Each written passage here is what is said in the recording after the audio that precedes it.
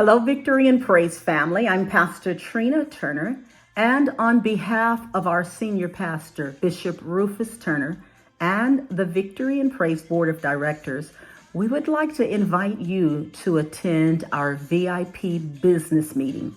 This end of year business meeting is extremely important that you attend. Some of you have been before and some of you have never shown up for a business meeting, but we are taking the time to send you an invitation via calling post, via this video. You'll see some flyers out and about because it's just that important. At this business meeting that's going to take place on Sunday, November 13th at 11 a.m., that's immediately following our service. We'd like for you to start gathering so that we can begin promptly at 11:30. So there's about a 30-minute get yourself together time period. At our Victory and Praise board meeting, we want to talk about where we've been, where we are, and where we're going. What's more, we want to talk about the key role you play in helping us get there. Victory and Praise, a place of praise, purpose, and progress. I know you can all say that by now, but what in the world does that mean? And we know how we praise on Sunday, but what is our purpose? We're figuring that out in the community and in the world. And how are we progressing? Well, we want you as a Victory and Praise member to be informed, and we want you to be engaged. We want you to understand the VIP strategy that God has ordained. At our Victory and Praise business meeting, we're going to talk about the progress on our building. We want you there to celebrate with us all of the amazing things that we as a church are doing in our community. We want to make sure that you understand the value and the importance of your role at Victory and Praise.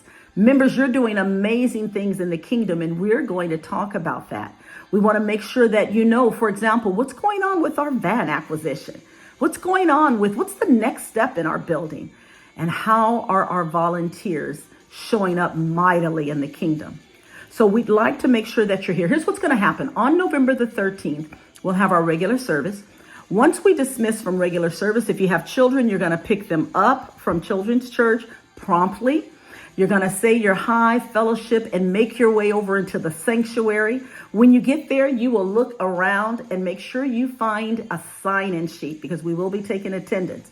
When you sign in, you'll also receive an agenda for our day. Now, we will begin business at 11:30 and we will conclude no later than 1 o'clock. Now, of course, we always provide light refreshments, a donut, a coffee, or what have you. But if there's a snack you need, something more that'll keep you engaged, bring it with you when you come, okay? We want to make sure that there are no distractions for you, and we don't want your tummies rumbling. But Victory and Praise Church, we will be there. We have a vision of filling that sanctuary of 4,000 people. We're going to talk about how that thing's getting ready to happen. And we want you to know every single phase of that coming to pass. We want you to be able to worship God with us as he does what he's going to do through you. So join us at the business meeting on Sunday, November 13th, immediately following service. I love you all. Look forward to seeing you. Thank you. Entered a place of praise, a place of purpose, a place of progress. Welcome to Victory and Praise Church of Stockton, California.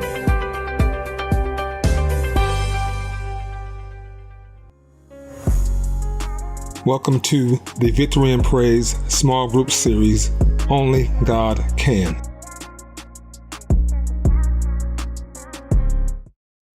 Hello, my name is Minister Terence Harris, and we have come to the conclusion of the Elders Month, the names of God. Today we're discussing Yahweh, Jehova Nisi, which means the Lord is my banner. I would like to start today's lesson off with a quiz, a small quiz. I'm going to show you some signs and symbols. Tell me if you recognize them. I'm sure you did a wonderful job in answering these. The name Yahweh or Jehova Nisi is only referenced once in the Bible, in the book of Exodus 17 in verse 8 in the New Living Translation. We're going to take a second and read it. While the people of Israel were still in Rephidim, the warriors of Amalek attacked them. Moses commanded Joshua, "Choose some men and go and fight the armies of Amalek for us.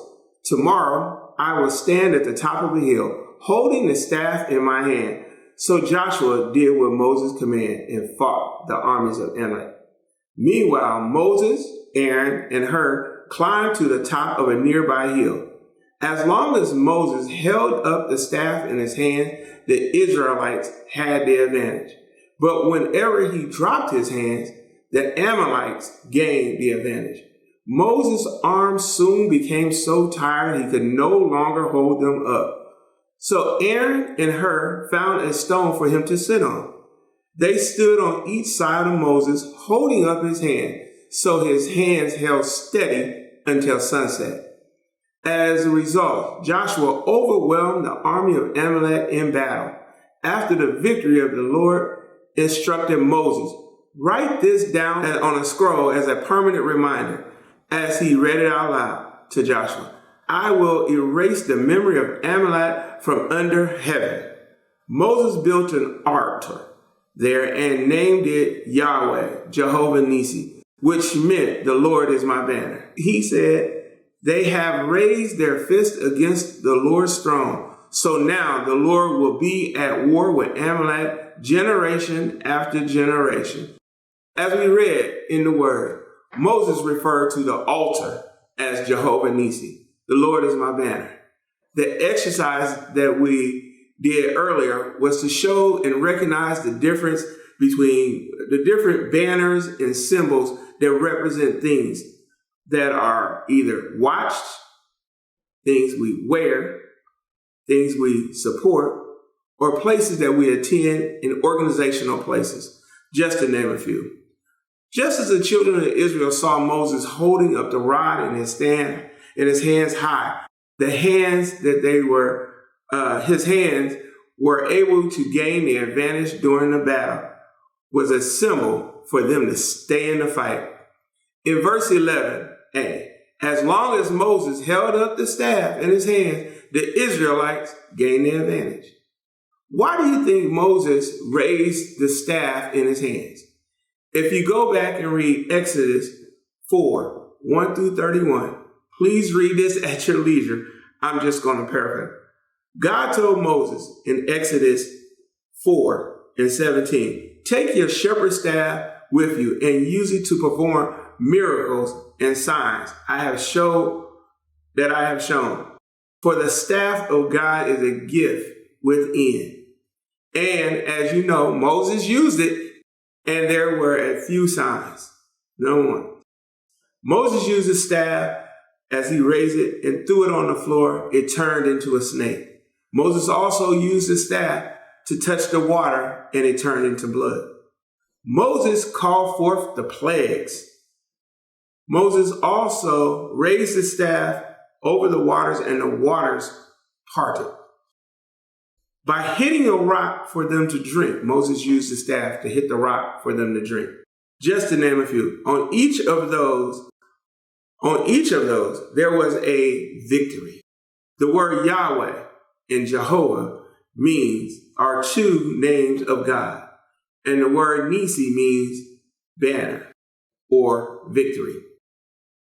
Let's do another short exercise, please.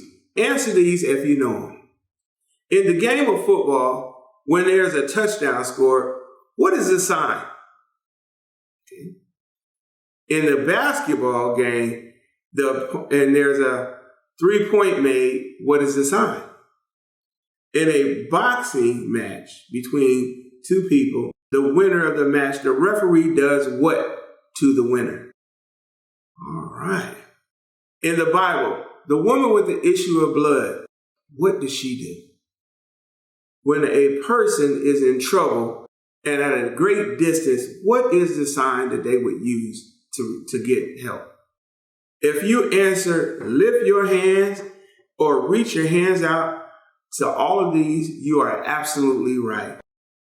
In conclusion to this lesson, do you believe that the battle was won by the Israelite men Do you think it was won by Joshua? Do you think the battle was won by the symbol of the staff? Or was it because it was Moses himself? No, it was because by faith in lifting of the hands of God in praise, Moses, knowing that God said to him earlier in Exodus, I will go before you in victory. In verse 14, God wanted Moses to write it down and read it back to Joshua so that he knows that the victory was not by his hands alone, but by God.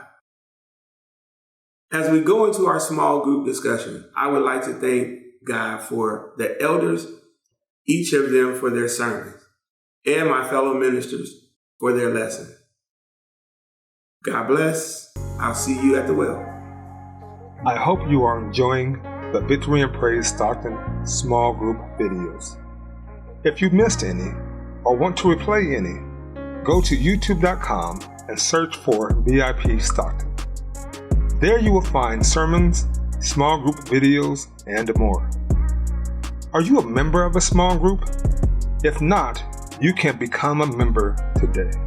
If you are a member, perhaps it's your time to become a host.